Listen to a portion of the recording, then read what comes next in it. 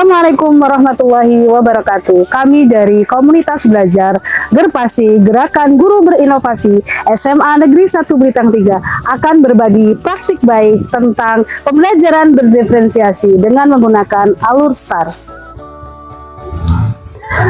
Metode STAR dalam proses pembelajaran bermakna S. Situasi, T.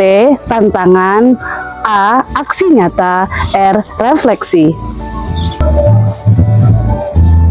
Penjabaran dari metode STAR sendiri bermakna situasi. Bagaimana situasi awal yang ditemui dalam proses pembelajaran.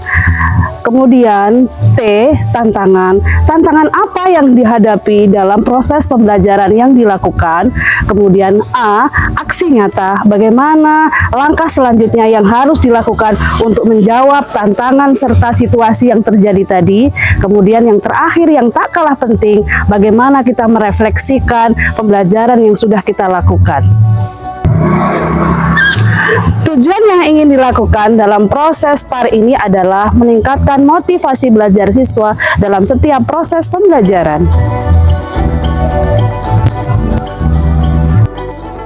Situasi. Pada awalnya di SMA Negeri 1 Blitang 3 masih ada beberapa guru yang menggunakan metode pembelajaran yang belum bervariatif serta tidak menggunakan teknologi dalam pembelajaran.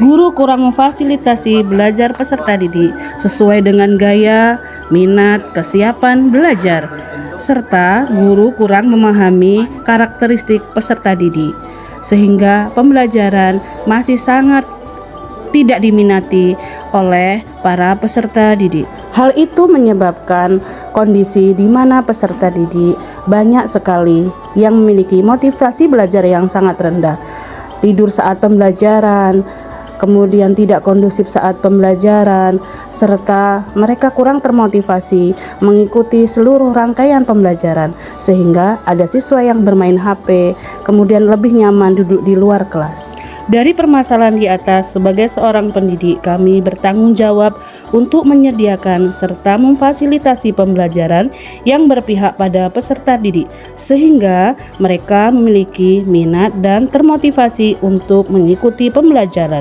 Oleh karena itu, kami menggunakan pembelajaran berdiferensiasi yang bertujuan untuk memahami setiap individu sehingga mampu menyediakan pembelajaran yang sesuai dengan kebutuhan peserta didik. Selanjutnya adalah T. Tantangan. Kami sebagai seorang guru memiliki tantangan melihat situasi serta kondisi peserta didik yang demikian untuk 1. Memilih model pembelajaran yang tepat, 2. Memilih pendekatan pembelajaran yang tepat, 3. Pemahaman terhadap karakter peserta didik yang beragam, 4. Pemilihan sumber belajar yang bervariasi, 5. Pelatihan bagi guru-guru secara berkala, 6. Guru-guru mulai menerapkan pembelajaran berbasis IT, dan yang terakhir adalah penerapan pembelajaran berdiferensiasi dan sosial emosional. Selanjutnya adalah aksi. Langkah-langkah yang dilakukan guru dalam menghadapi tantangan di atas antara lain adalah bagaimana meningkatkan motivasi peserta didik dengan merancang pembelajaran yang berpusat pada peserta didik.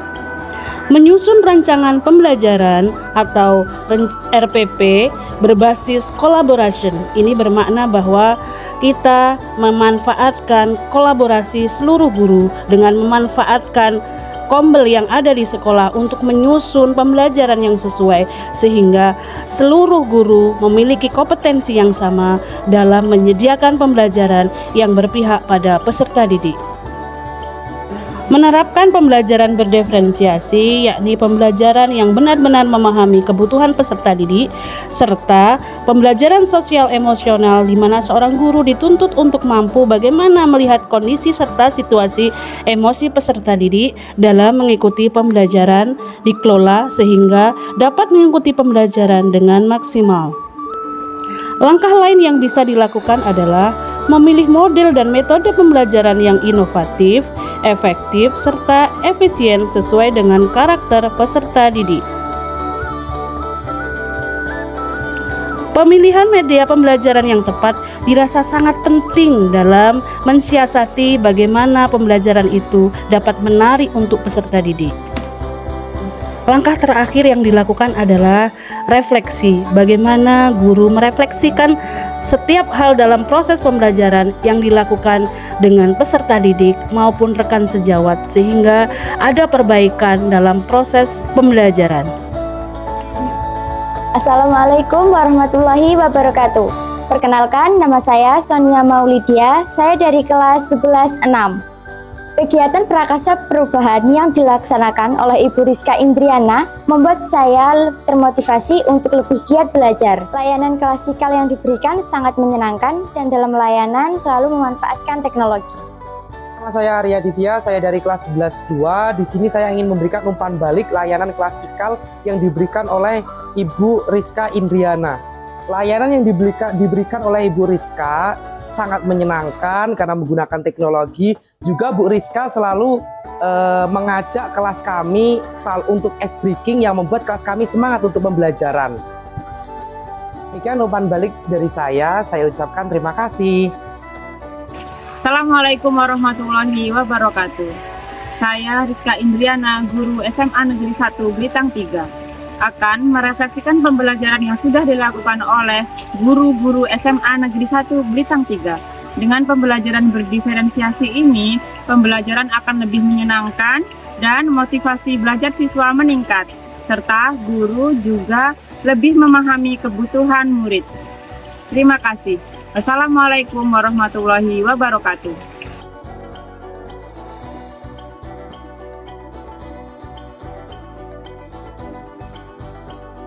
Yang terakhir adalah R, refleksi.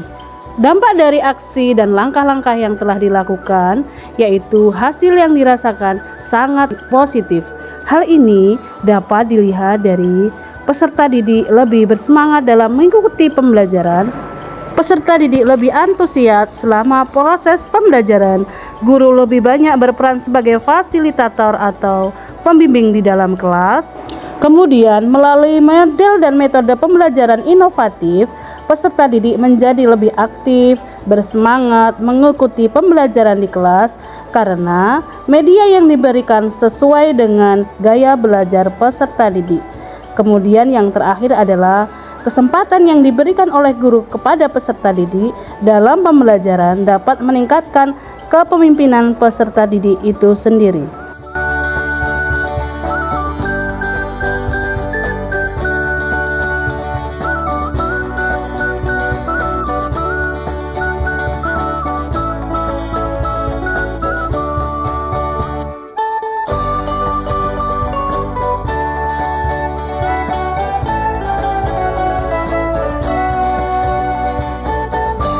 Demikianlah tadi praktik baik dari komunitas belajar Gerakan Guru Berinovasi SMA Negeri 1 Blitar 3 tentang pembelajaran berdiferensiasi dengan menggunakan alur STAR. Wassalamualaikum warahmatullahi wabarakatuh.